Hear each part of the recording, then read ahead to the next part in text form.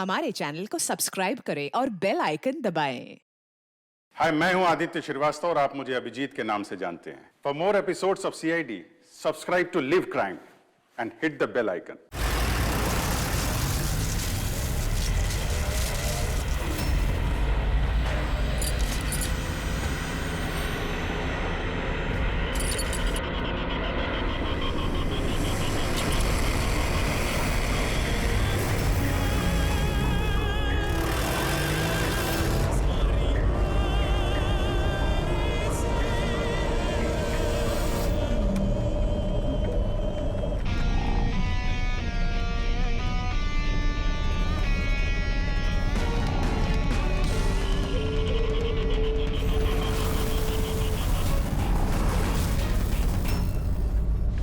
क्यों दिलीप साहब, और शादी वादी की कि नहीं अभी तक?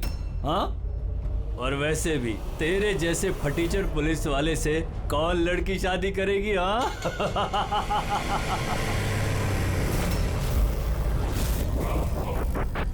ए, अरे कुछ बोलना।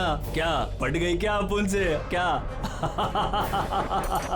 तेरे से बड़ा जीरो जीरो मैंने अपनी जिंदगी में आज तक नहीं देखा। अपनी जुबान पे लगाम लगा। तू जानता है दिलीप साहब की पुलिस फोर्स में कितनी इज्जत है? बहुत अच्छी तरह से जानता हूँ कितनी इज्जत है इसकी। क्या गुस्सा आ रहा है मुझ पे? मारेगा मुझे? है मारना मुझे? मारना थप्पड़। क्यों डर रहा है? देख, मैं तो बंधा हुआ हूँ, तू तो खुला हुआ है। चल मारना। दिखाऊं तुझे? ओए हवलदार,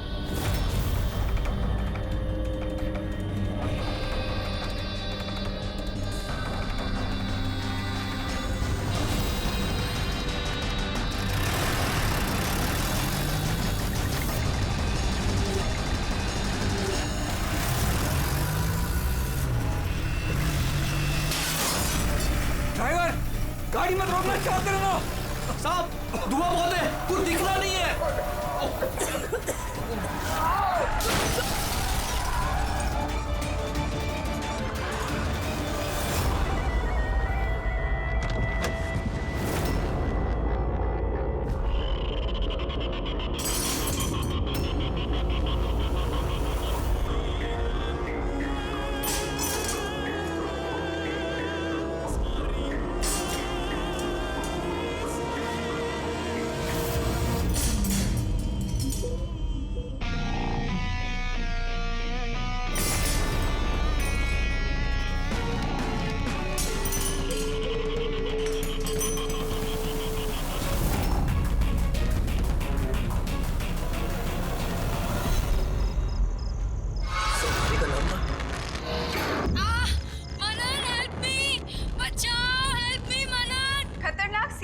कात्या जेल से भाग निकला। 2 दिन पहले जब उसे पुलिस वैन में ट्रांसफर किया जा रहा था, उस दौरान अपने कुछ साथियों की मदद से वो भाग निकला। पुलिस ने खास हिदायत दी है कि हर कोई सचेत और सावधान रहे, घर के दरवाजे और खिड़कियां मजबूती से बंद करके रखे। कात्या के ऊपर 17 खून का इल्जाम है और उसकी खास बात यह है कि मर्डर करने से पहले वो एक धुन गुनगुनाता है। ये लाइट कैसे चली गई?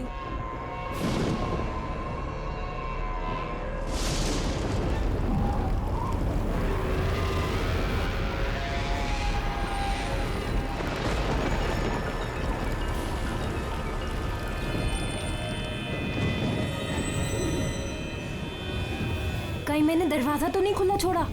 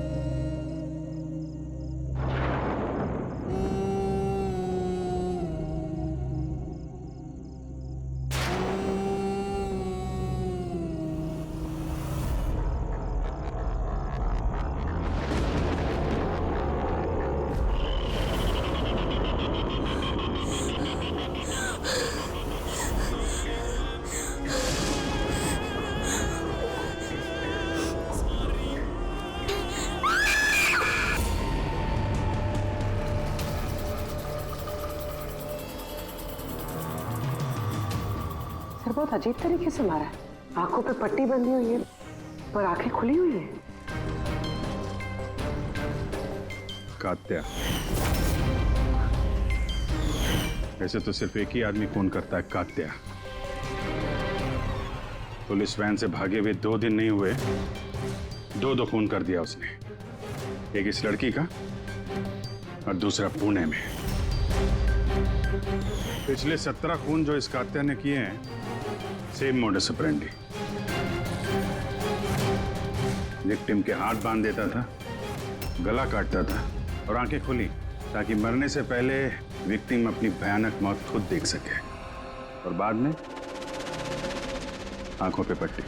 हाँ सर, पिछली बार भी जब उसे गिरफ्तार किया गया था तब कात्या एक लड़की को टॉर्चर कर रहा था। हेल्प! हेल्प! प्लीज कोई बचाओ!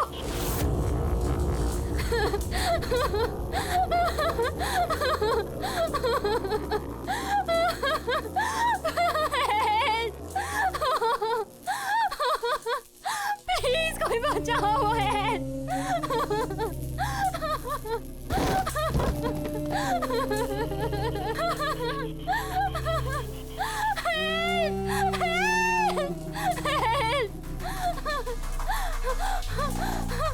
प्लीज प्लीज मुझे मत मारो, प्लीज मैं तुम्हारे आगे हाथ जोड़ती हूँ, प्लीज। हाथ कैसे जोड़ोगी? तुम्हारे हाथ तो बंधे हुए हैं। तुम ऐसा क्यों कर रहे हो? मैंने तुम्हारा क्या बिगाड़ा है? जानती हो तुम्हारी गलती क्या है? तुम्हारी गलती ये है कि तुम बहुत अच्छी हो, बहुत खूबसूरत हो। रोना बंद! नहीं, आंखें बंद नहीं, क्योंकि जब तुम्हारी लाश उन्हें मिलेगी तो तुम्हारा चेहरा ऐसा ही खूबसूरत दिखना चाहिए, और तुम्हारी आंखें जिसे आखिरी बार देखी वो इंसान मैं हूँ। तुम्हारे खून का एक एक कतरा जब बाहर आ जाएगा, जब तुम्हारी सांसें रुक जाएंगी, उसके बाद मैं तुम्हारी आंखें बंद करूंगा। इससे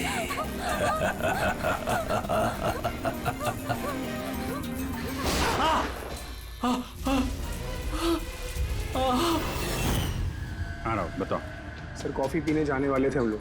पिक करने जब मैं यहाँ आया तो घर की घंटी बजाई तो बजी नहीं। घर का गेट खुला था तो मैं अंदर आ गया तो देखा मालिनी। सर बेल बजेगी कैसे? घर की बिजली तो कटी हुई है, मीटर बॉक्स है। अब इस कात्या को ढूंढने की शुरुआत कहाँ से करें? वहीं से जहां से कात्या वैन से भागा है।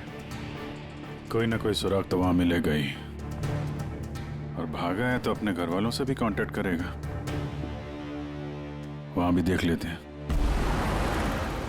साहब ये वही जगह है जहां पे स्मोक बम फेंका गया था, और हमारी गाड़ी यहाँ पे आके रुकी थी सर। वो यहाँ पहले से इंतजार कर रहा था वैन के आने का। Yes sir. तो सर उसे पता होगा कात्या को कितने बजे यहाँ पर लेकर आने वाले। बिल्कुल सर, और पूरी प्लानिंग के साथ हमला किया गया था। अच्छा, तुम लोग ये वैन सेंट्रल जेल से लेके आ रहे थे ना? Yes sir. मतलब इस तरफ से? हाँ।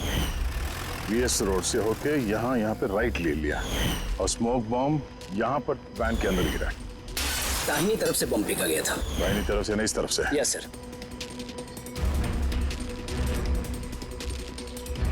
सर लगता है वो बॉम्ब यहाँ से फेंका होगा। यहाँ से? पंकज, जहां तुम खड़े हो वहां से ये सड़क नजर आती है? नहीं सर। नहीं? अगर वहां से सड़क नजर नहीं आती है तो इतना एक्यूरेट कोई कैसे हो सकता है कि चलती गाड़ी में किसी ने बॉम्ब फेंक दिया? मुश्किल है।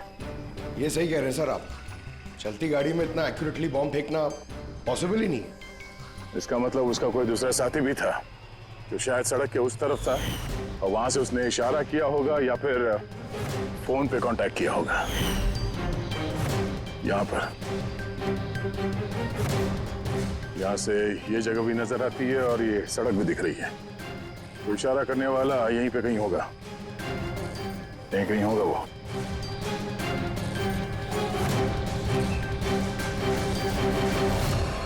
सर ये देखिए,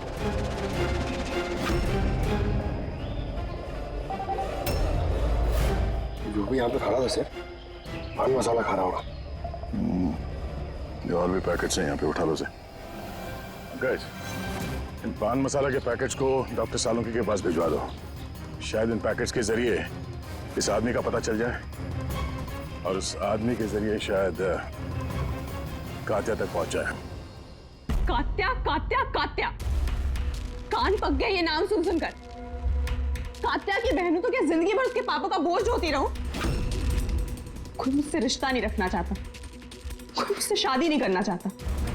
और वैसे भी एक खूनी की बहन से कोई क्यों शादी करना चाहेगा?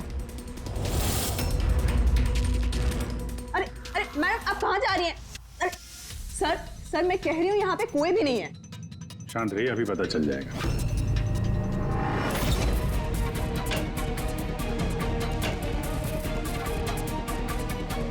सर कात्या तो घर में नहीं है। जरा फोटो दिखाना इनको। ये फोटो देखिए, इस लड़की को जानती हो? कात्या ने इसका खून किया। पर ये नहीं हो सकता। क्यों? क्योंकि जब मैं उससे जेल में मिलने गई थी तो उसने मुझे बताया कि उसे ब्रेन ट्यूमर है और उस बीमारी की वजह से उसके हाथ कांपते थे। वो तो पानी का ग्लास भी ठीक से नहीं उठा पा रहा था। अच्छा, सर जो आदमी पानी का ग्लास तक नहीं उठा सकता, एक लड़की का गला इतनी सफाई से कैसे काट सकता है? नहीं, कात्या खूनी नहीं है क्या? सर अगर ये सारे खून कात्या नहीं कर रहा है तो फिर कौन कर रहा है?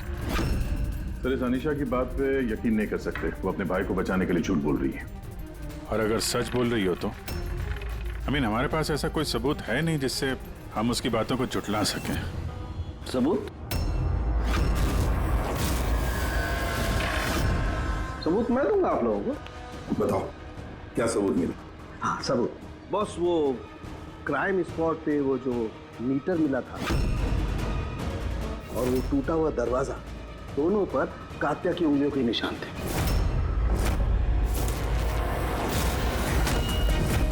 तो तुम्हारे कहने का मतलब है कि ये दोनों खून कात्या ने की है? बिल्कुल बिल्कुल, मालिनी का भी और उस सुनील का भी, दोनों के खून कात्या नहीं किए।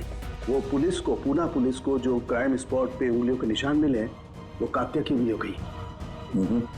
और पान मसाले वाले पैकेट पर उसके ऊपर किसके उंगलियों के निशान है? तो उसकी अभी चेकिंग चल रही है, मैं बताता हूँ। क्या भाभी जी, क्या सोच रहे हो? अभी भी यकीन नहीं हो रहा?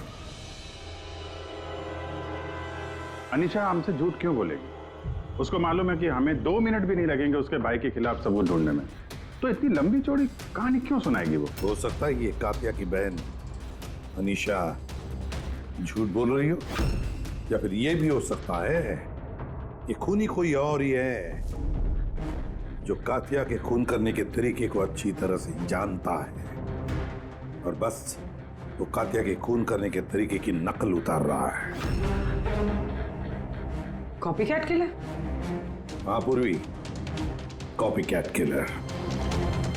अब हमें इस कात्या के बारे में पूरी की पूरी जानकारी निकालनी चाहिए, उसकी पूरी कुंडली उतारनी चाहिए, और ये सब इंफॉर्मेशन हमें सिर्फ एक ही आदमी दे सकता है। कौन सर? Senior inspector Dilip.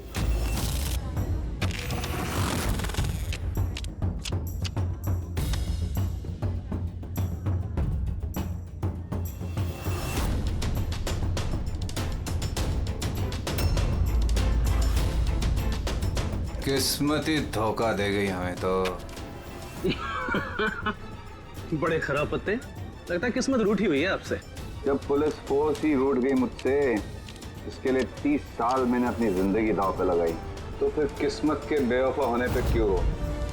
इंसान अपनी किस्मत खुद बनाता है, senior inspector Dilip. ACP sir, अरे आप यहाँ कैसे सर? ये जगह आपको सूट नहीं करती सर। जानते हो ना मैं यहाँ किस लिए आया हूं? जानता हूं सर, लेकिन मैं आपकी कोई मदद नहीं कर सकता कात्या को पकड़ने में। दिल में जानता हूं तुम बहुत निराश हो गए हो पुलिस में से सस्पेंड होने के बाद। निराश बहुत ही छोटा शब्द है, निराश। पूरी जिंदगी मैंने पुलिस फोर्स को दे दी सर, और क्या दिया उस पुलिस फोर्स ने? मेरी काबिलियत पर शक किया। भूल गए वो? मैं ही था वो जिसने सबसे पहले कात्या को पकड़ा था। अब दोबारा मौका आया है दिलीप अपना आत्मसम्मान वापस लेने के लिए। दिलीप, हम साथ में मिलकर कात्या को पकड़ते हैं, मंजूर है?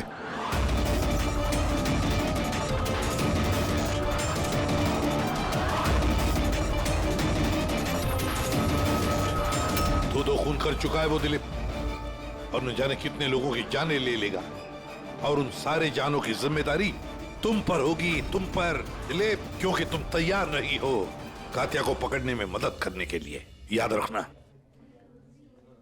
कात्या दोबारा खून नहीं करेगा साहब, मेरा तुरुप का इक्का आ गया है। गुड बाय साहब।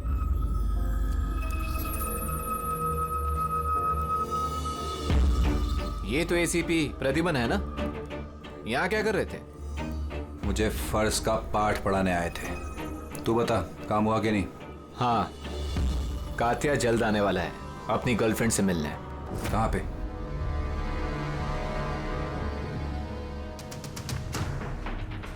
वाह दिलीप, अब भी हार नहीं मानी तुमने।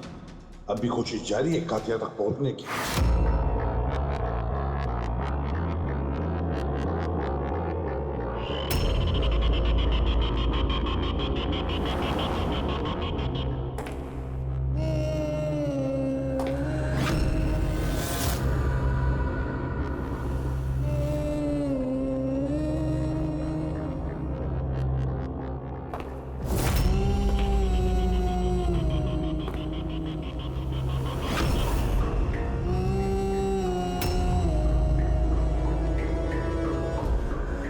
ये क्या है?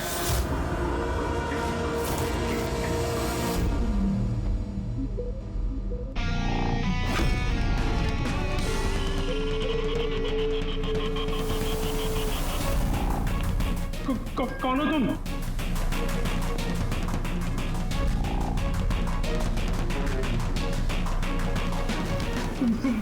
बोलते क्यों नहीं तुम? क्या चाहिए तुम्हें?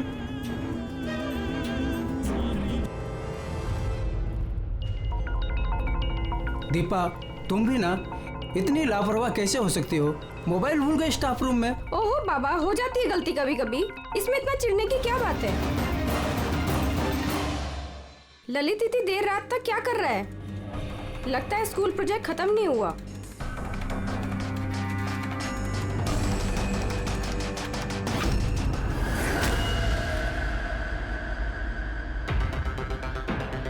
एक वैसे ही गला काटने का निशान, खुली आंख पे पट्टी, और ये हाथ पे रस्सी बांधने का निशान। ये जरूर कात्या का ही काम है। मतलब सर, खूनी कोई नकल की बंदर या कॉपी कैट किलर नहीं है, असल में कात्या ही है जो ये खून कर रहा है। माफ रेडी। लेकिन सर, ये सुनील, मालिनी और अब ये ललित, इनका आपस में क्या संबंध हो सकता है? फिर जरूरी नहीं है कि आपस में कोई संबंध हो, क्योंकि कात्या किसी को भी बिना मतलब के, बिना सोचे समझे मार देता है। सर आइए। सर, ये यहाँ के वॉचमैन है। ये कह रहे हैं पूरा स्कूल खाली हो गया था सिर्फ ललित के अलावा, और बस ये दोनों वापस आए थे। ओह, मतलब एक कात्या गेट से अंदर नहीं आया था, किसी दूसरे रास्ते से अंदर घुसा है। मगर सर, क्लास में आने का और कोई रास्ता नहीं है सर। तो हो सकता है उसने कोई दूसरा रास्ता बना लिया।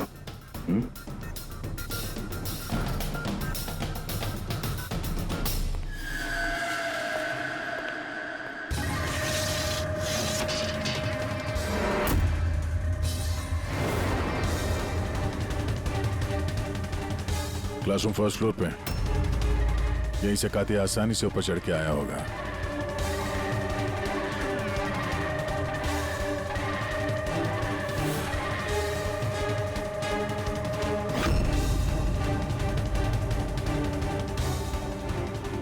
सर, बाहर पान वाले से बात हुई मेरी। 2 घंटे पहले उसने किसी को पीछे के रास्ते से पुल के कंपाउंड में आते हुए देखा था।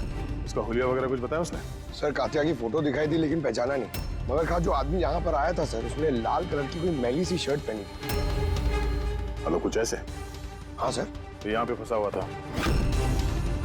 तो शायद ऊपर चढ़ते वक्त या नीचे उतरते समय फंस गया होगा।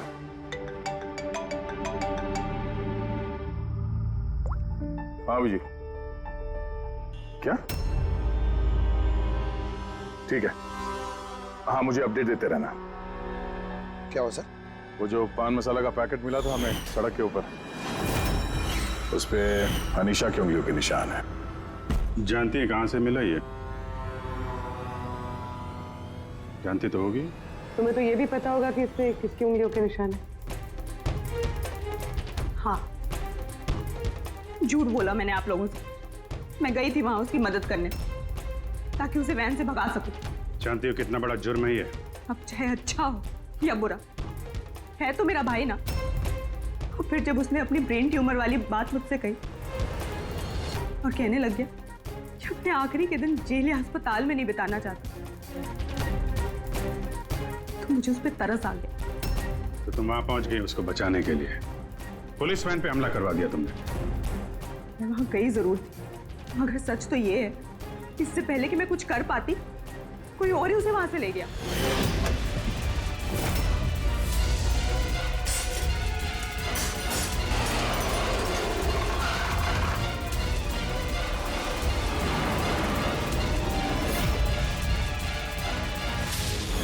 तुमने किसी को इस बारे में कुछ बताया था कि कात्या जेल से निकलना चाहता है?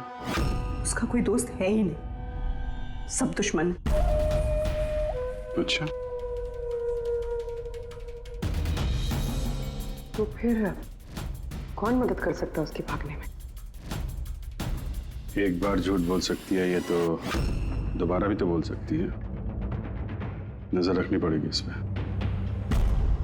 दिलीप, इन 2 खूनों के अलावा 17 खून और हो चुके हैं। 17 किसी भी हालत में उसे रोकना होगा। एक 2 कौड़ी के मुजरिम के लिए मुझे फोर्स से निकाल दिया गया है। भूल गए तुम अपनी शपथ जब तुमने पहली बार पुलिस की वर्दी पहनी थी? भूल गए? धिक्कार है तुम पर। सर, मैं यहाँ पे शराब पीने नहीं, मैं यहाँ पे तहकीकात कर रहा हूँ सर। मतलब क्या? मेरे खबरी ने मुझे बताया है कि कात्या की गर्लफ्रेंड यहाँ पर अक्सर आती रहती है। मैं उसे ढूंढने आया हूँ सर। मुझे शक है कि कात्या असली खूनी नहीं है। यह कोई कॉपी कैट किलर है जो कात्या की नकल कर रहा है। मतलब नकलची खूनी? हाँ दिलीप। सर, एक तरीका है उस नकलची खूनी को पकड़ने का। क्या? एक बात है जो सिर्फ मैं और कात्या जानते हैं सर, मीडिया तक को नहीं पता है कि कात्या हर खून के बाद सफाई करता है सर, और हर मर्डर करने के बाद वो नहाता भी है सर। ये बात किसी को नहीं पता है सर, सिर्फ मुझे और कात्या को ही पता है sir. Fantastic, fantastic. Hello Abhijit,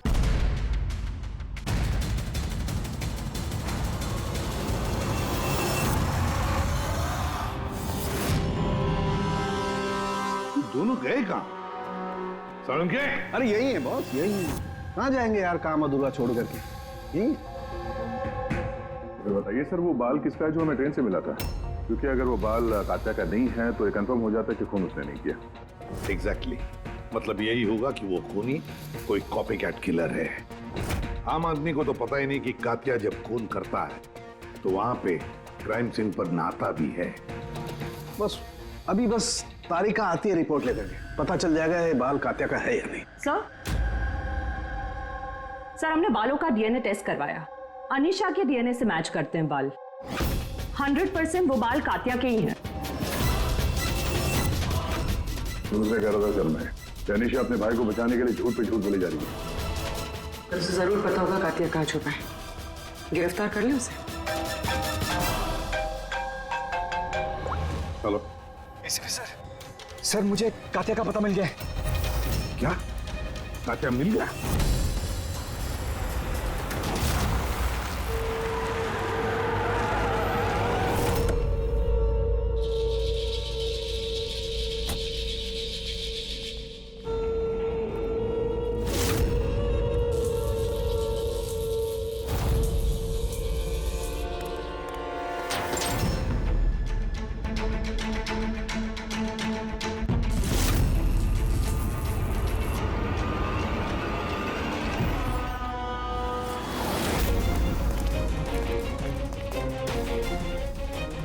sir यहीं पे था कहीं पे।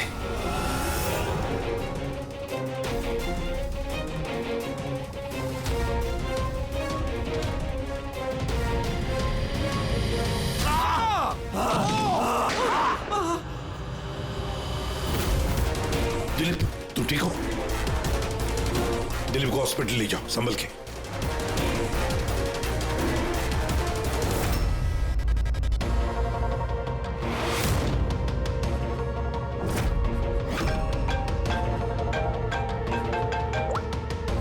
बोल सालुंकी।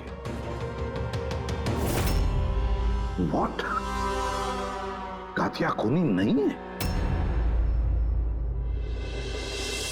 सर कात्या खूनी था ना, अब उसकी लाश आपके सामने पड़ी है, फिर भी आप कह रहे हैं कि केस खत्म नहीं हुआ है। हाँ, फिर भी मैं कह रहा हूँ कि केस खत्म नहीं हुआ। केस खत्म नहीं हुआ? हाँ, खूनी कात्या नहीं कोई और है? एग्जैक्टली। ये तीनों खून कात्या ने नहीं किए, किसी और ने किए। सर हमने वो बालों के सैंपल चेक किए जो आप लोगों को क्राइम सीन से मिले थे। उन बालों में हमें माइग्रेन, सरदर्द की दवाई मिली है। ऐसा सरदर्द जो ब्रेन ट्यूमर वाले मरीज को होता है, वही ऐसी दवाई लेता है। मतलब कातिया की बहन अनीशा सच कह रही थी, कातिया को वाकई ब्रेन ट्यूमर था। हाँ सर, हमने इनका MRI करवा के भी चेक किया। ऐसा ट्यूमर कि इसके हाथ कांपते होंगे। बिल्कुल, और इसीलिए जिस तरीके का क्लीन कट है गर्दनों पर, वो ये आदमी कर ही नहीं सकता। ये ऐसा साफ गला काट ही नहीं सकता। मगर सर हमले के दौरान तो इसके हाथ पे चाकू बंधा हुआ था ना। पूर्वी हमले के वक्त भले ही इनके हाथ में चाकू मिला हो, लेकिन फिर भी इनके हाथ तो कांपते ना, और अगर हाथ कांपते तो जख्म भी टेढ़ा मेढ़ा होता, सीधा नहीं बनता। शायद वो चाकू उसके हाथ पे इसलिए बंधा हुआ था ताकि वो चाकू गिरे नहीं। अगर ये खून कातिया ने नहीं किया है तो फिर उसके बाल और उसकी उंगली, क्या मकसद हो सकता है इस कॉपीकैट किलर का इन खून के पीछे? सर इन तीनों मरने वालों में कोई समानता नहीं, कुछ भी कॉमन नहीं। और ये सुनील, ये तो रहता भी दूसरे शहर में, पुणे में। हाँ सर, ना तो इनके स्कूल कॉलेज से में और ना ही काम। कोई इंजीनियर है तो कोई CA। ये सोशल मीडिया पे देखा कोई कॉमन फ्रेंड हो इनका? सर कोई कॉमन फ्रेंड नहीं है, चेक कर लिया। तो फिर खूनी ने इन तीनों को ही अपना निशाना क्यों बनाया होगा? वही तो, क्यों? सर आपने बुलाया मुझे? हाँ राहुल, आओ। जरा ये फोटो देखो, ये सुनील है और ये ललित। क्या इन दोनों में से तुम किसी को जानते हो? देखो जरा ध्यान से, याद करो। नहीं सर। मगर क्यों? हमें शक है कि इन दोनों का खून, मतलब सुनील और ललित का खून भी मालिनी की खूनी ने ही किया है। तो हमें लगा कि शायद तुम्हें पता होगा कि मालिनी का इनके साथ कोई कनेक्शन हो। सर अगर कोई कनेक्शन होगा भी तो मैं कुछ बता नहीं पाऊंगा। क्या मतलब? क्योंकि मैं मालिनी को इतने अच्छे से नहीं जानता। 10 साल पहले हम एक पिकनिक पे मिले थे, उसके बाद हम टच पे नहीं थे। फिर मैंने उसकी फोटो से सोशल मीडिया पर ID सर्च करी और उसे रिक्वेस्ट भेजी। हम लोग उस दिन मिलने वाले थे कॉफी शॉप पे, मगर ये देखिए 10 साल पुरानी पिकनिक की फोटो अब भी मेरे फोन में। ये तो किला डैम है ना लोनावला में? जी सर। किला डैम, लोनावला। सर एक मिनट।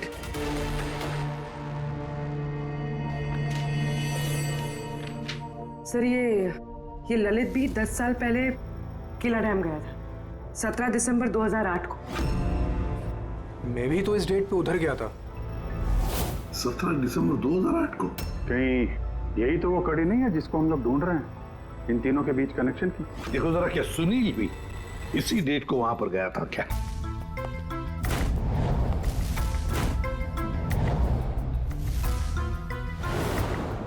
हाँ सर, ये सुनील भी गया था अपने कॉलेज के दोस्तों के साथ, ठीक उसी तारीख को और वही जगह। तीनों का वहां होना एक ही तारीख पे, ये कोई संयोग नहीं है सर? एग्जैक्टली अभिजीत, 17 दिसंबर 2008। जरूर वहां पर कुछ ना कुछ तो हुआ था जिसकी वजह से ये खून हुए। हाँ सर, हुआ था। स्वाति नाम की एक लड़की किला डैम से कूद के उसने आत्महत्या कर ली थी और उसकी लाश वहां की पुलिस को मिली अगले दिन। स्वाति ने कभी आपसे बात की थी किसी घटना के बारे में, कोई परेशानी जिसकी वजह से उसने ऐसा कदम उठाया? उसने बताया था मुझे कि कुछ लड़कों ने उसके साथ बदतमीजी की थी। मैंने कहा उसे कि तुरंत घर आ जाए, लेकिन वो नहीं आई और अगले ही दिन। उन लड़कों के बारे में बताया था उसने? नहीं, मैंने बहुत पूछने की कोशिश की, लेकिन उसने नहीं बताया। देखिए, जो खून हो रहे हैं वो उनका स्वाति की मौत से कोई ना कोई कनेक्शन है। खूनी जो भी है वो स्वाति की मौत का बदला ले रहा है 10 साल बाद। लेकिन स्वाति की मौत का बदला कौन लेगा? उसका मेरे अलावा कोई नहीं है। शायद उसका बॉयफ्रेंड? नहीं, अगर कोई होता तो वो मुझे जरूर बताती। कोई रिश्तेदार वगैरह? यहाँ वो पास ही एक अनाथालय है, वहां जाया करती थी स्वाति, अनाथ बच्चों को राखी बांधने। मुंह भोले भाई थे उसके। स्वाति की मौत के बाद आया भी था एक लड़का, बहुत बड़ा धक्का लगा था उसे। कौन था वो, बता सकती हैं उसके बारे में? इतने साल हो गए तो मैं उसकी शक्ल या नाम तो नहीं जानती, और उसके बाद वो फिर कभी आया भी नहीं। अच्छा, क्या बात हुई थी, कुछ याद है? बस वो यही कह रहा था कि स्वाति ने उसे भी फोन किया था लोनावाला से, पूरी बात बताई थी, और वो भी स्वाति को ऐसा कदम उठाने से रोक नहीं पाया। स्वाति का मुंह बोला भाई। यार साउंड की तू जल्दी बताएगा? हाँ, 1 मिनट। पता चल गया बॉस। 2 बातें ऐसी पता चली हैं जो इस केस का रुख बदल सकती हैं। एक तो ये कि इसके पेट में हमें दूध और ब्रेड के ट्रेसेस मिले। हाँ, तो हो सकता है इसने मरने से पहले दूध और ब्रेड खाया होगा। इसमें केस का रुख बदलने वाली क्या बात होगी? अरे यार, दया, हैरानी की बात यह है कि सिर्फ मरने से पहले नहीं, बल्कि पिछले 3 दिनों से ये आदमी सिर्फ दूध और ब्रेड ही खा रहा है, इसके अलावा और कुछ भी नहीं। हाँ, तो मरीज है, डॉक्टर ने शायद यही खाने के लिए कहा उसे। पूर्वी, ये मरीज तो है, लेकिन ब्रेन ट्यूमर का मरीज है। कुछ और भी खाने को मिल सकता था, पेट का मरीज तो नहीं है ना बॉस। तो हमेशा दूध और ब्रेड ही क्यों लगातार? और दूसरी क्या बात पता चली आपको? हाँ, दूसरी बात, इसके ये देखो नाखूनों में ये कुछ लगा हुआ है ना बॉस। इसके नाखूनों में मुझे बहुत सारा कचरा और खून के ट्रेसेस मिले। तो इसके नाखून को देख के ऐसा लगता है कि ये किसी जगह को खरोच रहा था। ये देखो, नाखूनों में खून भी है। आदमी इतनी बुरी तरह से तभी खरोंचता है जब कोई जबरदस्त मजबूरी हो या फिर किसी बंद जगह में से वो बाहर निकलने की कोशिश कर रहा है। हाँ सर, इसका मतलब इस कातिया को कहीं पे पकड़ के रखा गया होगा और इसीलिए इसके पेट में सिर्फ दूध और ब्रेड मिला। हो सकता है, बिल्कुल हो सकता है दया। और शायद इसीलिए ये हमें उन तीनों मौतों के बाद में मिला। कहीं ऐसा तो नहीं कि जिसने भी इसे बंद करके रखा था उसी ने इसके बाल और उंगलियों के निशान हमारे लिए छोड़े, हमें गुमराह करने के लिए। बहुत अच्छी प्लानिंग की है सर मुजरिम ने। पहले 3 खून किए और इस कातिया को अपने कैद से छुड़ा दिया ताकि उन खून के इल्जाम में ये कातिया पकड़ा जाए। और ये सब उस स्वाति के खून का बदला लेने के लिए। एक मिनट। ओह बस, नाखून में जो कचरा था उसमें काली रेत, इंजन ऑयल और आयरन ऑक्साइड मिला है। तो हमें जहाँ पे ये कात्या मिला था उस इलाके में पास में एक बीच है सर, जहाँ पे काली रेत होती है और उसके नजदीक ये शिपिंग यार्ड भी है।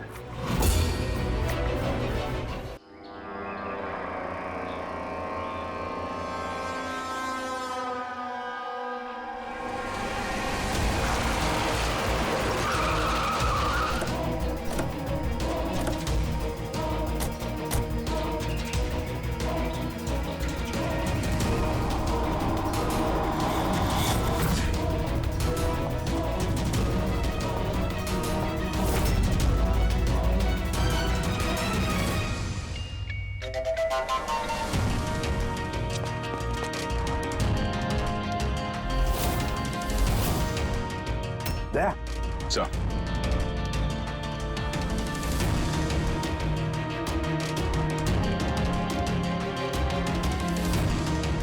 कात्या, लगता है कात्या को यहीं पर बंदी बना के रखा था। ये क्या है?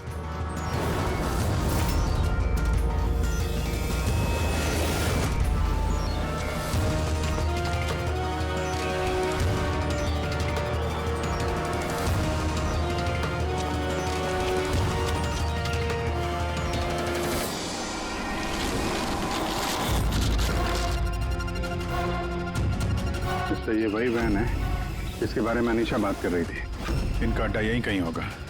सर शायद इससे कोई सुराग मिल जाए। हाँ देखो, गाड़ी के पेपर हैं क्या?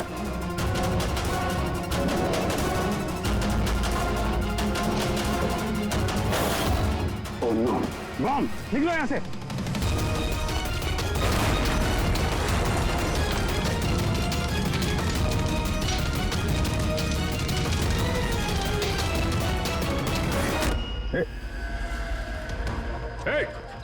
रुक जा!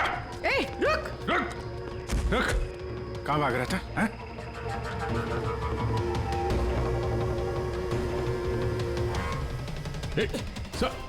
रुक! रुक वरना गोली मार दूंगा। उठ!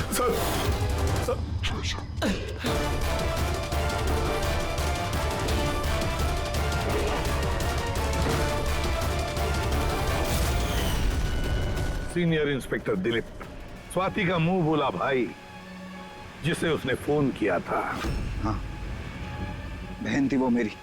और जिस दिन उसने मुझे उन तीनों के नाम बताए, मैंने वादा किया था उससे कि उनसे एक एक का हिसाब लूंगा। फिर उसके अगले दिन ही उसने आत्महत्या कर ली। पुलिस में थे तुम, कानून के दायरे में रहकर भी इंसाफ दिलवा सकते थे। तुम्हें क्या लगता है मैंने कोशिश नहीं की? पिछले 10 साल से यही कोशिश कर रहा हूं कि कानून के दायरे में रहकर के उनको सजा दिलवाऊं, लेकिन कोई सामने नहीं आया। कामयाब हो गया मैं। तो अब कौन सी कामयाबी पाई तुमने दिलीप? एक पुलिस ऑफिसर से खूनी बन गए तुम, खूनी। कम से कम कोशिश तो की मैंने। जिस दिन वो कात्या को ट्रांसफर कर रहे थे उस दिन मैंने उसका किडनैप करवाया। उन तीनों को मारने के बाद मैंने कात्या को रिहा कर दिया ताकि किसी का मुझ पर शक ना हो। मुझे पता था कि वो बदला लेने जरूर आएगा, मुझ पर अटैक जरूर करेगा, और उसने किया भी। इसके बाद जो कुछ हुआ आप सबके सामने हुआ। मेरा प्लान परफेक्ट था।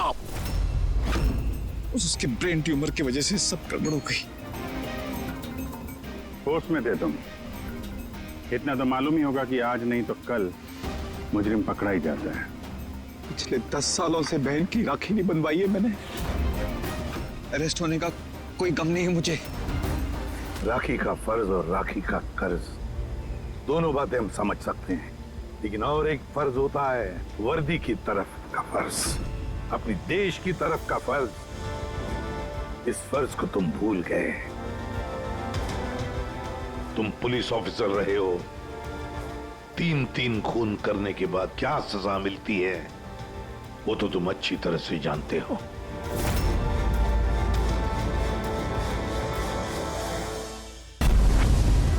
तुम कायर हो, कायर। तुम सिर्फ बातें कर सकते हो, सिर्फ बातें। तुम्हें कुछ नहीं आता है। तब है तो कुछ करो, करो कुछ। तुम्हें मेरी आवाज आ रही है? अगर मेरी आवाज आ रही है तो जैसा मैंने कहा है तुम्हें करना होगा। मार दो उसे। मेरा कहा मानो और जो मैंने कहा है वो करो तुम। मार दो उसे। योर ऑनर, सारे गवाह और सबूत यही साबित कर रहे हैं कि खून प्रीतिका ने ही किए हैं। नहीं नहीं जज साहब, ये सब झूठ है। झूठ तो आप बोल रही हैं प्रीतिका जी, खून आप ही ने किए हैं। नहीं जज साहब, मैं बेकसूर हूँ जज साहब, निर्दोष हूँ मैं। Your honour, your honour. हाँ मैं सुन रहा हूँ, बोलो क्या कहना है तुम्हें। योर ऑनर, मेरे फाजिल दोस्त नीलेश जी के पास अपने डिफेंस में पेश करने के लिए कुछ है ही नहीं। कोर्ट का कीमती वक्त जाया न किया जाए। योर ऑनर, कोर्ट का वक्त बेशक कीमती है, लेकिन उससे भी कहीं ज्यादा कीमती है एक बेकसूर इंसान की जिंदगी। मैं साबित कर दूंगा। मेरा कहा मानो और जो मैंने कहा है वो करो। Order order. फैसला सुनाने से पहले अदालत 2 घंटे के लिए स्थगित की जाती है। That's all.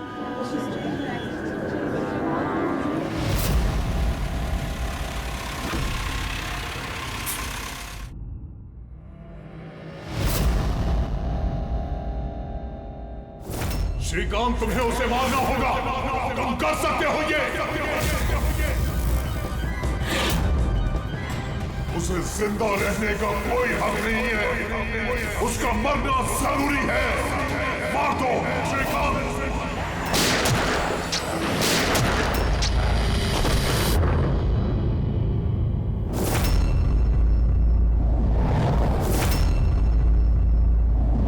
सर, इन लोगों का कहना है कि प्रीतिका यहाँ पर थी जब जज श्रीकांत यहाँ पर आए और उन्होंने उस पर गोली चलाई। उसके बाद वो यहाँ पर आकर खुद को गोली मार दी। उस वक्त मतलब जब ये सब हो रहा था, उस वक्त यहाँ पर जो लोग थे वो कहाँ है? वो लोग कोर्ट रूम में।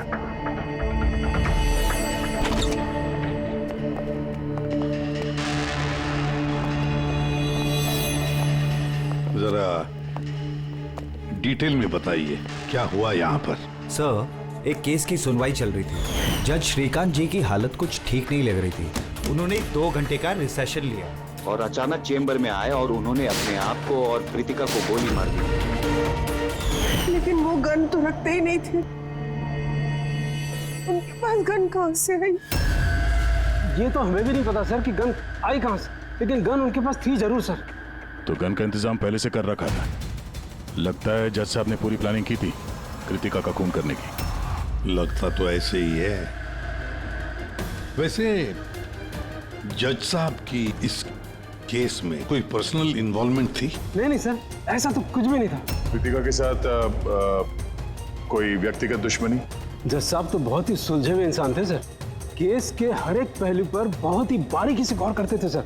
मुझे पिछले कई दिनों से लग रहा था कि कुछ ना कुछ गलत जरूर है उनके साथ। मैम, क्या जज साहब की तबीयत ठीक नहीं थी? वो तो मुझे नहीं पता, लेकिन हाँ, उनको कुछ अजीब अजीब सी आवाजें सुनाई दे रही थी। वो सब हम एक बार। आ जाइए श्रीकांत, खाना लगा रही हूँ।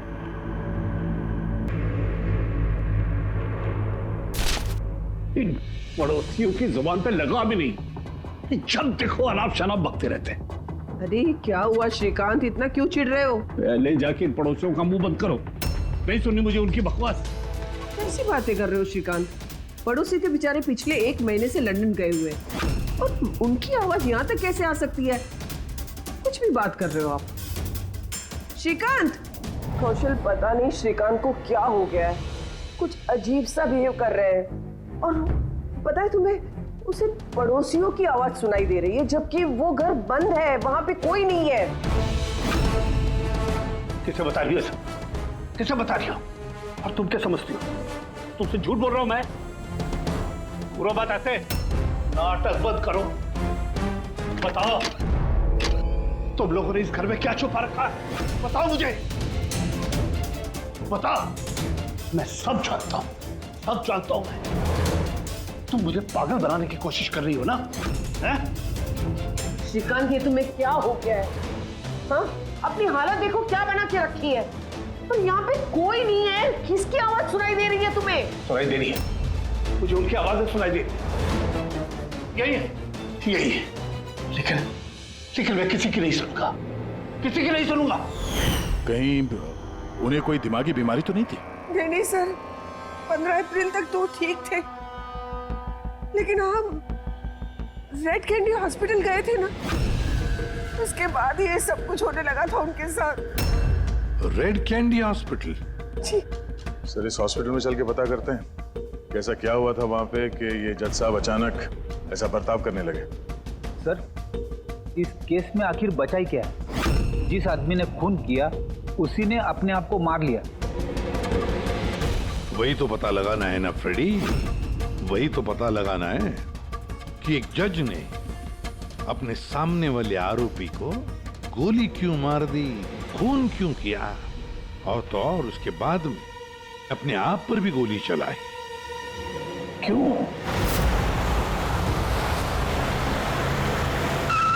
सर, हॉस्पिटल अथॉरिटी ने बताया कि जज श्रीकांत यहाँ पे साइकियाट्रिक ट्रीटमेंट के लिए नहीं बल्कि डेंटिस्ट से मिलने के लिए आए थे। कौन है डेंटिस्ट? कौन है? Sir, doctor Raman. Hello sir, बताइए मैं आपकी क्या मदद कर सकता हूँ? फिलहाल तो आप डॉक्टर रमन को बुलाइए और उनके असिस्टेंट को भी। डॉक्टर रमन, 15 अप्रैल को जज श्रीकांत आपसे मिलने आए थे ना यहाँ? जी हाँ सर, लेकिन सर उनकी मौत से मेरा क्या लेना देना? मुझसे सवाल क्यों? देखिए, हम बस ये जानना चाहते हैं, जब वो आपसे मिले थे तो वो दिमागी तौर से बीमार लग रहे थे? नो सर, मुझे तो ऐसा कुछ नहीं लगा। सर, उनको दिमाग की कोई बीमारी नहीं है और 9 साल से डॉक्टर रमन के पेशेंट है वो। 9 साल से? मतलब आप लोग उसके बारे में बहुत कुछ जानते होंगे। बहुत कुछ नहीं सर, सब कुछ। कुछ और क्या जानते हैं जरा बता सकते हैं? सर, अभी बताने के लिए तो सिर्फ इतना ही है कि वो बहुत शॉर्ट टेम्पर्ड थे, बहुत जल्दी उन्हें गुस्सा आ जाता था, but he was not delusional. अगर उन्हें कोई दिमागी बीमारी नहीं थी तो फिर उन्हें वो आवाजें क्यों सुनाई दे रही थी? क्या हुआ क्या था उन्हें? पर सर, आप इसमें मेडिकल एक्सप्लेनेशन क्यों ढूंढ रहे हैं? हम लोग इतने मेडिकल एक्सप्लेनेशन क्यों ढूंढ रहे हैं? दया, कोई भी आम इंसान ऐसे ही अचानक से उठकर किसी पर गोली चलाता है, क्या ये नॉर्मल हो सकता है? नहीं, कुछ ना कुछ तो गड़बड़ जरूर है, कुछ तो हुआ है, पर क्या?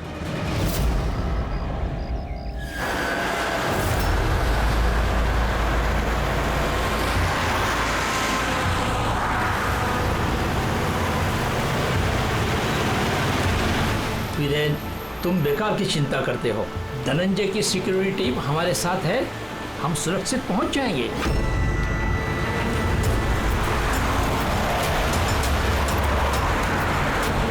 वो बात तो ठीक है, लेकिन आपको धमकियां मिल रही हैं। देखो वीरेन, हमारे कामों में धमकियां मिलती रहती है और ऐसी धमकियों से मुझे डर नहीं लगता है। देखो, डर तो मुझे भी नहीं लग रहा, क्योंकि मुझे धनंजय और उसकी टीम पे पूरा भरोसा है।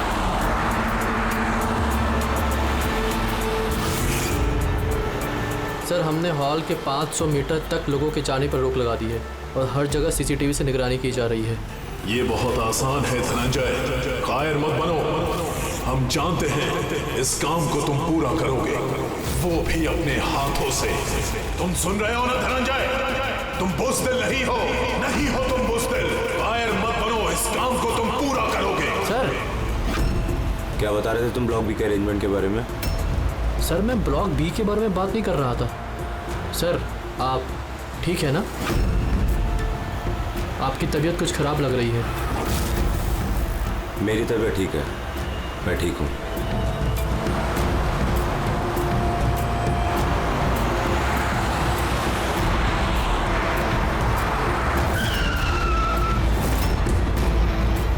धनंजय, तुम्हें उसे मारना होगा। खत्म कर दो उसे, मार दो धनंजय, मार दो। गाड़ी रोको।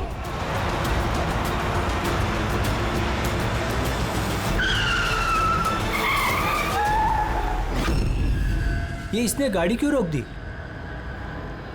सर, क्या हुआ? शाबाश धनंजय, अपना मिशन पूरा करो, मार दो उसे। याद रहे धनंजय, तुम कायर नहीं हो, तुम ये कर सकते हो। धनंजय यहाँ क्यों आ रहा है? गोली मार दो, सोचो मत। मैं देखता हूँ। ओके। क्या बात है धनंजय, गाड़ी क्यों रुकवा दी?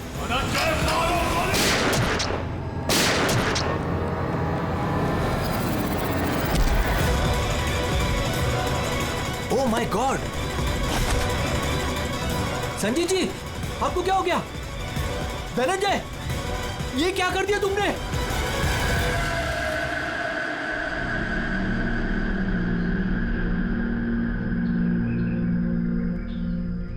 नेताजी के सिक्योरिटी का इंचार्ज वही था? जी सर, धनंजय जी वही इंचार्ज थे।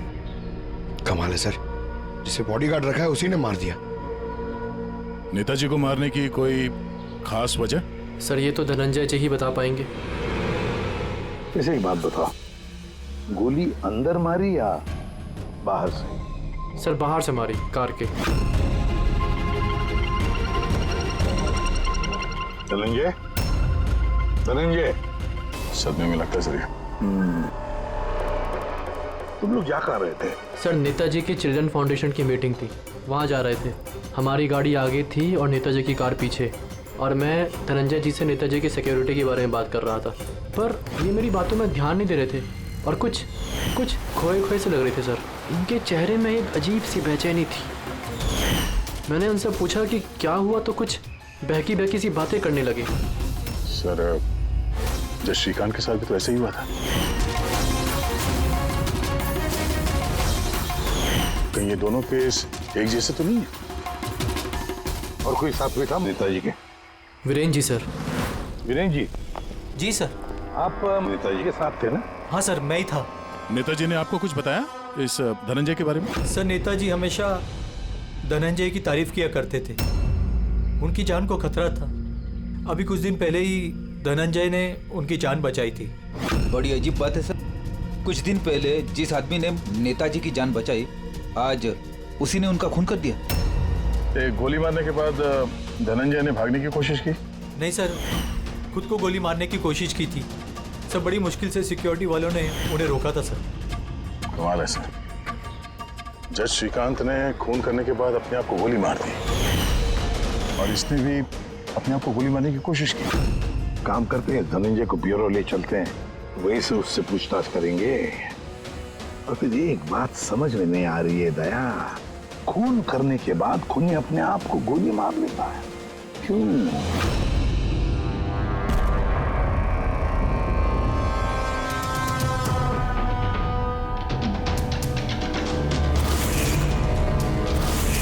बस डॉक्टर बीना ये क्रिमिनल साइकोलॉजी में रिसर्च कर रही है। हाँ, इन्हीं दोनों केस के बारे में बता दिया? Yes boss.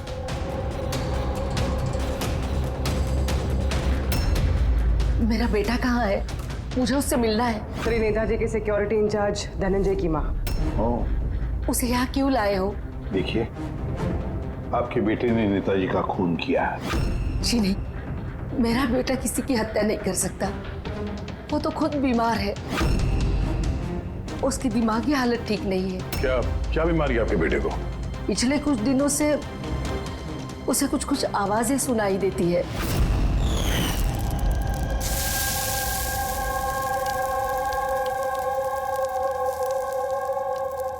धनंजय, क्या बात है बेटा? बड़े परेशान लग रहे हो। ऑफिस में कोई प्रॉब्लम है क्या? कोई टेंशन? 2 दिनों से तुम मेरे साथ भी ठीक से बात नहीं कर रहे हो। कोई तो है यहाँ। सुनो ना, मैं तुम्हारी फेवरेट सब्जी बना रही हूँ, पालक की। इस घर में कोई तो है जो मुझसे बात कर रहा है। अरे मैं ही तो बड़बड़ा रही हूँ, दूसरा कौन बात करेगा घर में? कोई तो है हमारे अलावा इस घर में जो मुझसे बात कर रहा है। माँ, कोई तो है इस घर में हमारे अलावा। माँ, मुझे अजीब सी आवाजें सुनाई दे रही हैं। कोई मुझसे बात कर रहा है। हम दोनों के सिवा कोई नहीं है बेटा घर में। कोई है जो मुझसे बातें कर। बंद हो गई आवाज, फिर से आ रही है। कोई तो है माँ। कोई नहीं है, कोई नहीं है। अरे कोई तो है माँ यहाँ पर। कोई नहीं है बेटा, तुम यहाँ आ जाओ। लगता है तुम्हारी तबीयत ठीक नहीं है, अभी डॉक्टर के पास जाना चाहिए। लेकिन ऐसा तो स्किज़ोफ्रेनिया में होता है।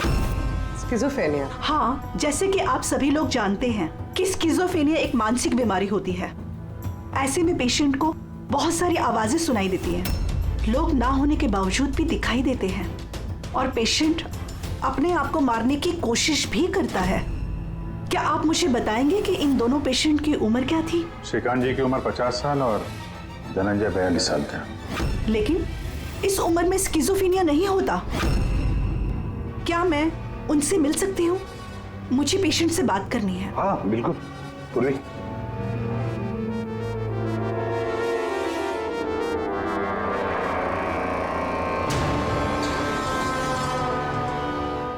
धनंजय, तुमने संजीत को क्यों मारा? मैं कुछ पूछ रही हूँ। धनंजय, तुमने संजीत को क्यों मारा?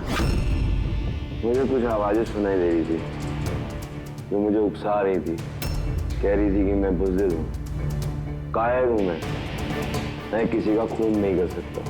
और उस आवाज ने मुझे इतना उकसाया कि मैंने खून कर दिया।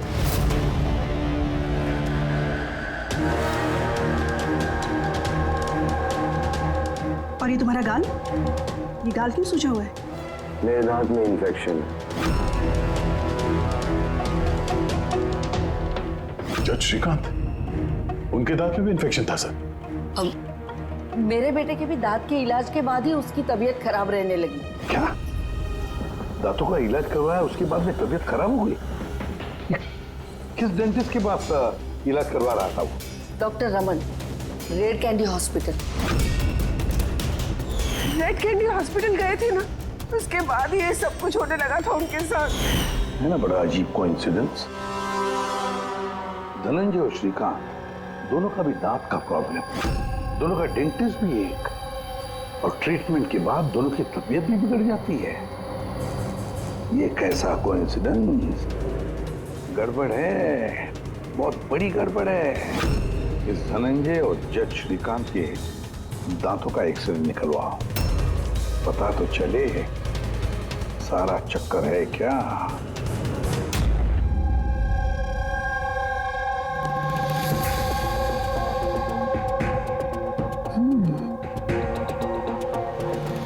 ये क्या हो सकता है? सर, ये देखिए। क्या? ये मार्क्स। हाँ यार, दांतों में ये क्या है? फॉरेन ऑब्जेक्ट जैसा। एग्जैक्टली, ऊपर से दोनों आदमियों के दांतों में है। दोनों आदमियों के दांतों में कुछ फॉरेन बॉडी जैसा कुछ। क्या हो सकता? तारिका, एक काम करो, एसीपी साहब को फोन कर दो, उन्हें बोल दो कि केस की जड़ मिल गई है।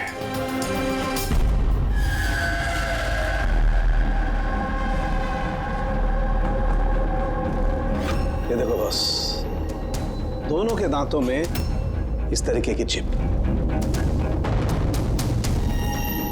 ये तो बग है। हाँ, ये बग ही है।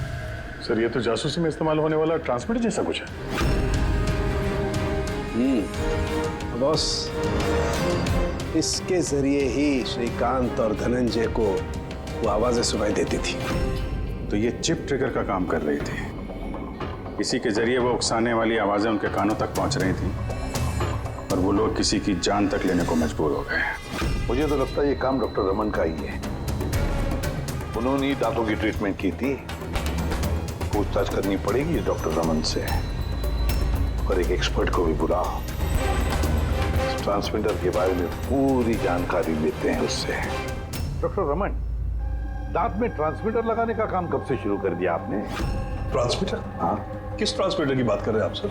उसी ट्रांसमीटर की बात कर रहे हैं जो जज श्रीकांत और सिक्योरिटी ऑफिसर धनंजय के दांत में फिट किया गया था। देखिए, मेरा यकीन कीजिए, मैंने कोई ट्रांसमीटर नहीं लगाया है। ये क्या बकवास कर रहे हैं आप? डॉक्टर साहब, दांतों में ट्रांसमीटर क्यों लगवाएंगे? सर, आप हमारे हॉस्पिटल को बर्बाद करने पे तुले हैं। डॉक्टर रमन हमारे हॉस्पिटल के जिम्मेदार डॉक्टर हैं सर। ये इस तरह का काम हरगिज नहीं कर सकते। और इस तरह का काम यहाँ पे हुआ तो है। हमें श्रीकांत और धनंजय के दांत से ये ट्रांसमीटर मिला है। और इन्हीं ट्रांसमीटर्स की वजह से वो दोनों भी स्किज़ोफ्रेनिक बन गए। सर वो दोनों मेरे बहुत पुराने पेशेंट हैं। श्रीकांत 9 साल और धनंजय 2 साल। सर भला मैं अपने पेशेंट के साथ ऐसा क्यों करूं? ये तो आप बताइए ना, क्यों लगाया ट्रांसमीटर? मेरा यकीन कीजिए, मैंने कोई ट्रांसमीटर नहीं लगाया। क्योंकि डॉक्टर रमन के पास ट्रांसमीटर बनाने और उससे मोलार इम्प्लांट्स की ट्रेनिंग ही नहीं है। ये सिर्फ डॉक्टर हैं, दांतों के अच्छे डॉक्टर। और सर हम यहाँ पे दांत लगाते हैं, बनाते नहीं। दांत तो बाहर से ऑर्डर देने पे आता है। कहाँ से ऑर्डर करते हैं आप ये दांत? डेंजा बायोकेयर। डेंजा बायोकेयर। रेडी पंकज, डॉक्टर रमन की चेम्बर्स अच्छी तरह से चेक करो, एक एक कोना छान मारो। और कितने लोगों के दांत इम्प्लांट किए हैं? जी लगभग 20 लोगों का। अच्छा, तो उन सभी लोगों के नाम और पता चाहिए हमें। दया हो सकता है इन 20 लोगों की जान को खतरा हो।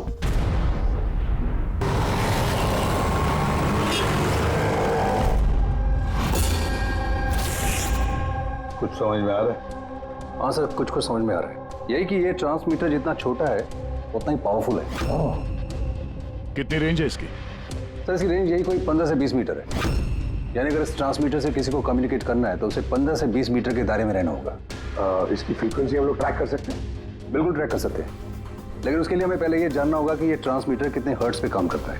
तो पता लगाओ कितने हर्ट्ज पे काम करता है ये, क्योंकि फ्रीक्वेंसी हमारे लिए बहुत जरूरी है। जहां पर ये फ्रीक्वेंसी एक्टिव होगी वहीं पर हमारा खोज ही होगा। ठीक है सर, आप थोड़ा सा वक्त दे दीजिए, मैं जल्दी पता लगाने की कोशिश करता हूँ। ठीक है। ये कहानी आके रुक जाती डॉक्टर रमन के नाम पर। सारा का सारा शक डॉक्टर रमन पे ही है। लेकिन सर वो अपने पुराने पेशेंट का खून क्यों करेगा? हाँ सर, हॉस्पिटल एडमिनिस्ट्रेटर बता रहा था कि ऐसा ट्रांसमीटर बनाने की काबिलियत डॉक्टर रमन में नहीं है। तो शक के घेरे में तो ये कविता और वीरेंद्र भी है। हो सकता है इनमें से किसी ने मारा। हो सकता है, बिल्कुल हो सकता है, लेकिन ये जो भी है वो 15 और 20 मीटर के दायरे में ही काम कर रहा है। जो 20 लोगों के बारे में क्या पता चला? नहीं सर, उनका आपस में कोई कनेक्शन नहीं है। यहाँ तक कि श्रीकांत और धनंजय ये भी एक दूसरे को नहीं जानते थे। फिर भी अभी उन 20 लोगों से जाकर मिलो, उनसे पूछो क्या उनके साथ भी वैसे हो रहा था जैसे धनंजय और श्रीकांत के साथ हो रहा था क्या?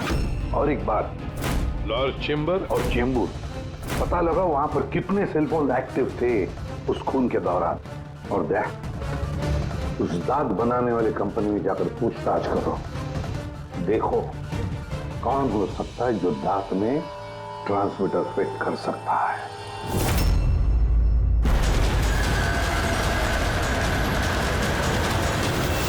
विनय आपका ही नाम है? जी हाँ, मेरा ही नाम है। सॉरी मैंने आपको पहचाना नहीं। हम सीआईडी से। सर मुझसे कोई गलती हुई क्या? नहीं, अब गलती नहीं हुई। एक्चुअली एक केस के सिलसिले में हम कुछ पूछताछ करने आए हैं। आपके दांतों में कुछ प्रॉब्लम थी ना? हाँ। ये इलाज कहाँ कराया था आपने? रेड किडी हॉस्पिटल। इलाज के बाद से कुछ तकलीफ हुई? आई मीन कुछ अजीब अजीब आवाजें सुनाई देती हों, या जैसे कोई ऑर्डर दे रहा है कुछ करने के लिए? नहीं ऐसा तो कुछ नहीं हुआ, लेकिन 1-2 बार दर्द हुआ था। वो तो नॉर्मल है, दांत लगवाएंगे तो थोड़ा बहुत दर्द तो होगा ही। ठीक है, अगर ऐसी कोई तकलीफ हो तो फौरन हमें बताइएगा। और हाँ, किसी अनजान आदमी के बहकावे में नहीं आना है और किसी के बुलाने पे किसी अनजान जगह नहीं जाना है। ओके जी, ध्यान रखिएगा। जी सर। डॉक्टर रमन बहुत अच्छे हैं। दांत लगाने के बाद से मुझे जरा सी भी तकलीफ नहीं है। आपको कोई आवाजें सुनाई दे रही? क्या मतलब है इसका? नहीं, जिन जिन लोगों को भी डॉक्टर रमन ने दांत लगाए हैं उनमें से कुछ लोगों को अजीब सी आवाजें सुनाई दे रही हैं। नहीं, मेरे साथ तो ऐसा कुछ भी नहीं हुआ है। अच्छा, अगर ऐसा कुछ भी हो आपके साथ तो आप हमें प्लीज इन्फॉर्म करिएगा। या श्योर। आप लोग यहाँ पे दांत बनाते हो या मिनिएचर ट्रांसमीटर? क्या मतलब सर? मतलब ये कि यहाँ पे दांतों में ट्रांसमीटर फिट किए जाते हैं, खून करने की साजिश रची जाती है यहाँ पे। हा? नहीं सर, आप लोगों को गलतफहमी हो गई है। हम इस तरह के इलीगल काम नहीं करते हैं। इलीगल काम हुआ है यहाँ पे। ये देखिए, रेड कैंडी हॉस्पिटल में आप लोगों ने ही दांत भेजे थे ना? जी हाँ मैडम। उसके अंदर ट्रांसमीटर फिट किए गए थे। जज श्रीकांत और सिक्योरिटी ऑफिसर धनंजय, उनके दांत यहीं पे बने थे ना? एक मिनट सर, मैं चेक करता हूँ।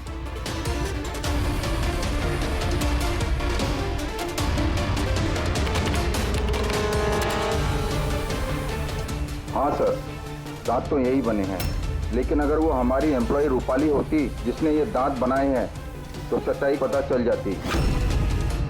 कहाँ है आपकी वो एम्प्लॉय रूपाली? वो तो कल रात गुजर गई। कैसे गुजर गई? उसे अस्थमा अटैक हुआ था, लेकिन हैरानी की बात तो ये है कि उसे कभी अस्थमा था ही नहीं। जी हाँ सर। उसके घर का एड्रेस देना सर। दांत कब लगवाया आपने? सर 2 महीने हो गए। कोई प्रॉब्लम हुई आपको? नहीं, कोई प्रॉब्लम नहीं सर, जब से दांत लगाया सब ठीक है सर। कुछ आवाजें सुनाई दे रही हो अजीब अजीब सी? नहीं सर, पर हुआ क्या सर? देखिए, रेड कैंडी हॉस्पिटल में जितने लोगों ने भी ट्रीटमेंट कराया उन्हें कुछ प्रॉब्लम्स हो रही हैं और उनमें से 2 जन की तो मौत भी हो चुकी है। सर मैं मरना नहीं चाहता सर। नहीं, आप घबराइए मत, ऐसा कुछ नहीं है। आपको कभी भी ऐसी कोई प्रॉब्लम हो कि कुछ अजीब अजीब सी आवाजें सुनाई दे रही हो, या फिर कोई ऐसा आदमी दिख रहा हो जो है नहीं, मतलब दूसरे बोल रहे हैं कि किससे बात कर रहे हो, तो अगर ऐसा कभी हो तो फौरन हमें कांटेक्ट करिएगा। और कितने लोग बचे पंकज? सर, चेक करने के लिए और 5 लोग बचे हैं सर। 5 को भी जल्दी से जल्दी चेक करना होगा। क्या पता उस हत्यारे का अगला निशाना इन्हीं में से कोई हो। हाँ सर।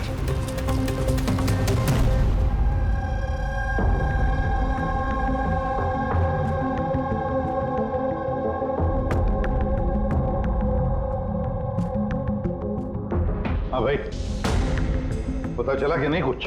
सर मैं ऑलमोस्ट पहुंच गया, बस थोड़ी सी देर और सर। हाँ फ्रेंड, जज श्रीकांत और संजीत का संबंध है सर। अच्छा, कैसा संबंध है? सर ये केस फाइल देखिए। 2009 में एक डॉक्टर रिसर्च कर रहे थे, लेकिन उसकी ग्रांट नेताजी संजीत ने कैंसिल कर दी। और इस डॉक्टर का प्रैक्टिस करने का लाइसेंस कैंसिल किया नेताजी संजीत ने, और उसे सजा सुनवाई जज श्रीकांत। नाम है डॉक्टर ललित। सर ये डॉक्टर ललित है कौन? पता लगाना पड़ेगा ये डॉक्टर ललित है कौन और किस बात पर रिसर्च कर रहा था। तो आपकी बेटी ने टूथ इम्प्लांट करवाया था? हाँ, अभी 2 दिन पहले ही कराया था इम्प्लांट रेड कैंडी हॉस्पिटल से। सर, जिस दिन से टूथ इम्प्लांट करवाया है अजीब अजीब बातें करती है और बहुत डरी हुई भी है। मॉम, मॉम, क्या हुआ? कुछ चाहिए? कोई आया क्या घर में? कोई भी तो नहीं। नहीं मॉम, कोई तो है घर में। मैं हूँ, तुम हो, और पापा तो हांगकांग में है, और कोई आएगा तो बेल बजाएगा ना।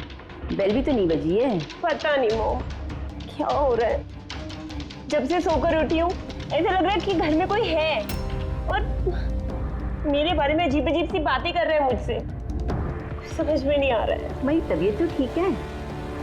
कोई सपना देखा क्या? नहीं मॉम, कोई सपना नहीं देखा। लगता है मेरे कान बज रहे हैं। मॉम प्लीज एक काम करो, मुझे एक कप चाय दे दो मेरे रूम में, मेरा सर घूम रहा है। तो अभी जिया कहाँ है? उसे मैंने साइकियाट्रिस्ट के पास भेजा है, बैंड्रा। देखिए, आप उस साइकियाट्रिस्ट का एड्रेस दीजिए, हमारा अभी उससे मिलना बहुत जरूरी है। नंबर ले लो। जिया, आज तुम्हें वो काम खत्म करना है। तुम्हें उसे किसी भी हालत में मारना है। जिंदा मत छोड़ना उसे, मार दो उसे। आज उसका अंत होना ही चाहिए।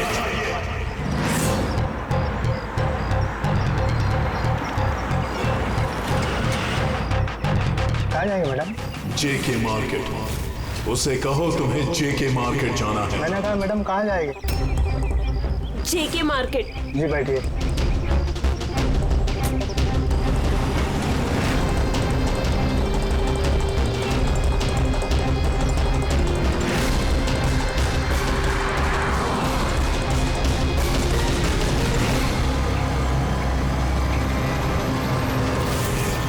तुम डरपोक हो तुम, कुछ नहीं कर सकती तुम, 1 नंबर की डरपोक हो। झूठ, मैं डरपोक नहीं हूँ और मैं किसी को नहीं मार सकती। मैडम आपने मुझसे कुछ कहा? हाँ, अब नहीं, मैंने कुछ नहीं कहा। नहीं, कुछ नहीं कहा मैंने। मैं कहाँ बात कर रही हूँ?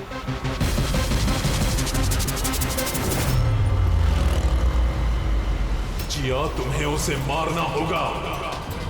तुम उसे जिंदा नहीं छोड़ सकती। तुम्हें उसे मारना होगा जिया, मारना होगा तुम्हें। नहीं, मैं किसी का खून नहीं करूंगी, किसी का भी नहीं। अरे भैया, गाड़ी क्यों रोक दी? मैडम, गाड़ी आगे नहीं जाएगी। क्यों नहीं जाएगी? मैंने कहा ना मैडम, गाड़ी आगे नहीं जाएगी। अगर ले जाना ही नहीं था तो बैठाया क्यों? मैडम, आप उतरती है या मैं गाड़ी से उतर जाऊं?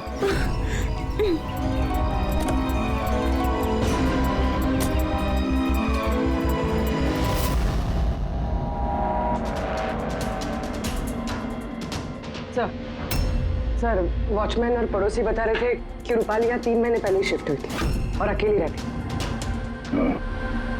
फिर चेक करते हैं अच्छी तरह से।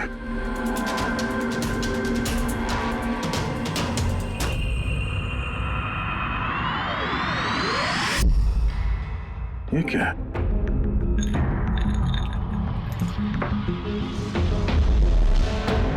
इतने सारे ईयर ट्रांसमीटर्स।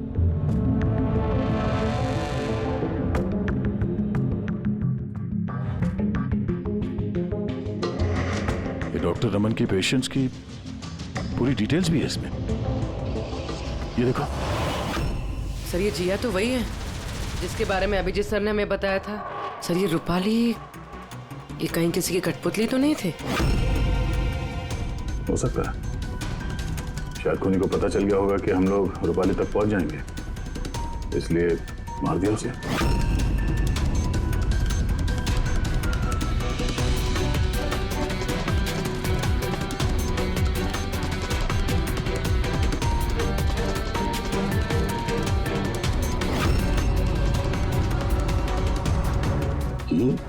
ये नेताजी, संजीत, वीरेन और जिया, इन तीनों के चेहरे पे रेड सर्कल।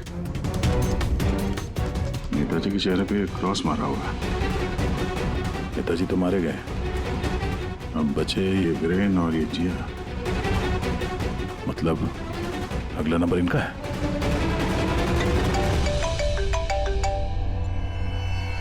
हाँ जी, ये जिया साइकेट्रिस्ट से मिलने के लिए गई थी, लेकिन वहां पहुंची ही नहीं। अच्छा, हमें यहाँ रूपाली के घर में एक तस्वीर मिली है जिसमें नेताजी, संजीत, वीरेन और जिया है।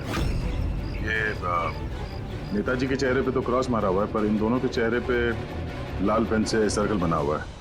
कहीं ऐसा तो नहीं कि ये जिया वीरेन को मारने के लिए गई है? एक काम करो, तुम वीरेन को अलर्ट करो, पता करो वो कहाँ है। तब तक मैं जिया की लोकेशन ट्रैक करता हूँ और हम लोग मिलते हैं। ओके? या चलिए, सर वीरेन को फोन लगाना।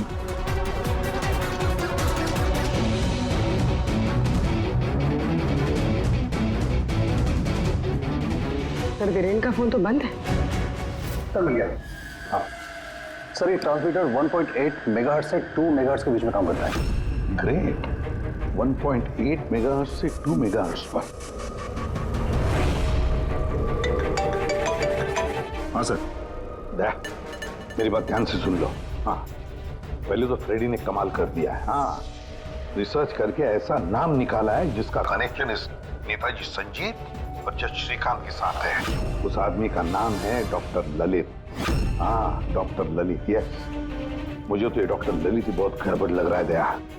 मुझे तो उसी पे शक होने लगा है, क्योंकि डॉक्टर ललित का कुछ साल पहले इस नेताजी संजीत ने प्रैक्टिस करने का लाइसेंस कैंसिल कर दिया था, और फिर इस डॉक्टर ललित को जज श्रीकांत ने सजा सुनवाई। और हुआ क्या? पहले खून हुआ जज श्रीकांत का, और फिर उसके बाद में नेताजी संजीत मारा गया। ये खून कौन कर सकता है? ये डॉक्टर ललित ही कर सकता है। उसी का कनेक्शन है इन दोनों के साथ। बस अब डॉक्टर ललित जिस फ्रीक्वेंसी पर ऑपरेट करता है वो फ्रीक्वेंसी भी पता चल गई। हाँ, टेक्नो एक्सपर्ट ने ये बता दिया है, 1.8 मेगाहर्ट्ज से लेके 2 मेगाहर्ट्ज तक। बस अब इस फ्रीक्वेंसी पर हम टैप करेंगे डॉक्टर ललित को, पता चलेगा ये डॉक्टर ललित किस किस से बात करता है और क्या बातें करता है। और दया, ये रेडियो फ्रीक्वेंसी 1.8 मेगाहर्ट्ज से 2 मेगाहर्ट्ज हमारे सारे पुलिस स्टेशन और रेडियो वैन्स को बता दो। अब देखते हैं कब तक भागता है ये डॉक्टर ललित।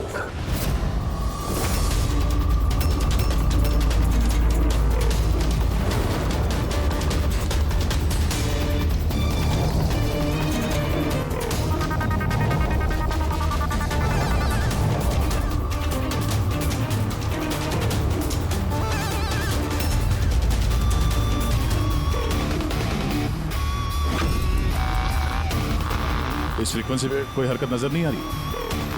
जब भी बोलेगा पकड़ा जाएगा। पूरी मुंबई इस फ्रीक्वेंसी को हर 5 किलोमीटर में ट्रैक कर रही है। अगर जिया वीरेन को मारने निकली है तो वो खूनी 1.8 या 2 पे जरूर आएगा।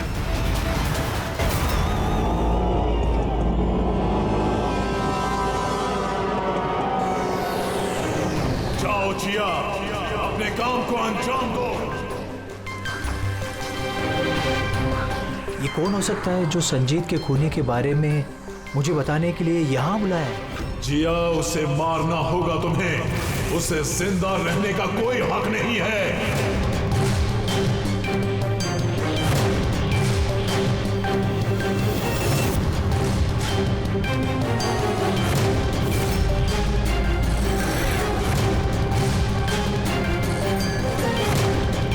ज्यादा सोचो मत, मार दो जिया, उसे मार दो।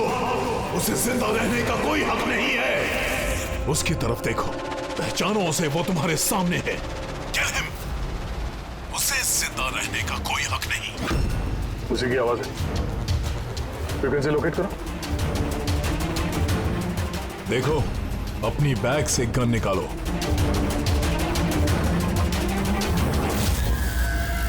जिया, तुम कायर नहीं हो। Shoot him, shoot him. Location क्या बता रहा है? सर, जेडी मार्केट मरोल दिखा रहा है।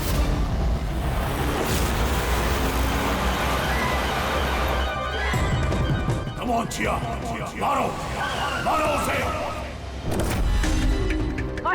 सर, ये क्या हो रहा है? ये मुझे क्यों मारना चाहती थी? किसी ने मुझे फोन करके बुलाया कि संजीत की खूनी के बारे में बताने वाली थी। घबराइए नहीं, ये सब एक प्लान था। आप अभी सेफ है, आप जा सकते हैं। Okay sir, thank you. तो खूनी यहीं कहीं होगा। भीड़ में मिक्सअप हो गया है।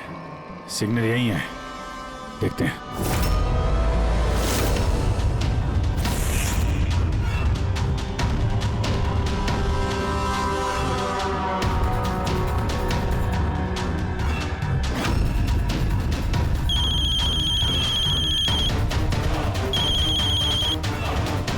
हेलो, अभिजीत बोल रहा हूँ। कभी हमसे भी मिल लिया करो। अरे इधर उधर क्या देख रहा है? तेरे पीछे हूँ। डॉक्टर ललित।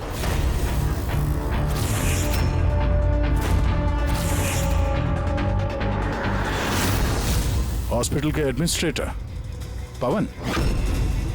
मुजरिम चाहे कितने भी नाम बदल ले, चाहे कितने भी भेष बदल ले, एक ना एक दिन शिकंजे में फंस ही जाता है।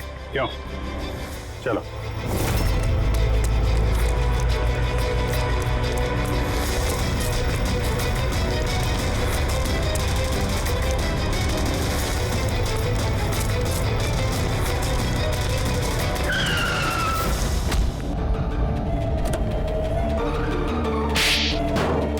जज श्रीकांत और नेताजी संजीत, इन लोगों का खून क्यों करवाया तुमने? से बदला लेना चाहता था। बदला। लोगों ने मेरी जिंदगी बर्बाद कर दी थी। कैसा बदला? मैं एक होनहार डॉक्टर हूँ। मैं स्किज़ोफ्रेनिया नाम की बीमारी पर उसके ट्रीटमेंट के लिए एक्सपेरिमेंट कर रहा था, वो भी वर्थलेस लोगों पर। मेरी असिस्टेंट जिया ने एचओडी वीरेन को कंप्लेन कर दी और एचओडी वीरेन ने नेताजी संजीत से मेरी ऑफिशियल कंप्लेंट कर दी। और नेताजी संजीत ने तुम्हारा ये एक्सपेरिमेंट रुकवा दिया? हाँ, मेरा प्रोजेक्ट बीच में ही रुक गया। तो फिर जेल किस लिए गए थे तुम? मेरी लापरवाही की वजह से एक आदमी की मौत हो गई थी। जज श्रीकांत ने मुझे बिना कुछ सोचे समझे 10 साल की सजा दे दी। मेरा डॉक्टर होने का रुतबा छीन गया मुझसे। तो इन लोगों को मार के अपना खोया हुआ रुतबा हासिल कर रहे थे तुम। रमन और रूपाली, इन दोनों का क्या इन्वॉल्वमेंट था? जेल से बाहर आने के बाद मैंने अपने दुश्मनों को ट्रैक करना शुरू कर दिया। मैं उनके अंदर एक डिवाइस फिट करना चाहता था जिससे उनको कुछ पता ना लगे। डॉक्टर रमन और रूपाली मेरी इसमें मदद कर रहे थे। उन लोगों ने कैसी मदद की?